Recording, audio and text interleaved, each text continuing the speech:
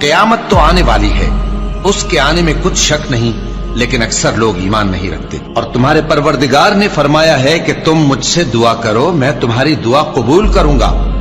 جو لوگ میری عبادت سے ازراہ تکبر کتراتے ہیں ان قریب جہنم میں ذلیل ہو کر داخل ہوں گے۔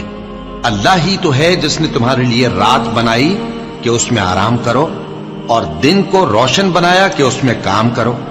بے شک اللہ لوگوں پر فضل کرنے والا ہے، لیکن اکثر لوگ شکر نہیں کرتے۔ یہی اللہ تمہارا پروردگار ہے جو ہر چیز کا پیدا کرنے والا ہے، اس کے سوا کوئی معبود نہیں، پھر تم کہاں سے بھٹکائے جاتے ہو؟ اسی طرح وہ لوگ بھٹکائے جاتے تھے جو اللہ کی آیتوں سے انکار کرتے تھے۔ اللہ ہی تو ہے جس نے زمین کو تمہارے لیے ٹھہرنے کی جگہ اور آسمان کو چھت بنایا، اور تمہاری صورتیں بنائیں اور صورتیں بھی اچھی بنائیں، اور تمہیں پاکیزہ چیزیں کھانے کو دیں۔ یہی اللہ تمہارا پروردگار ہے، سو اللہ رب العالمین بہت ہی بابرکت ہے۔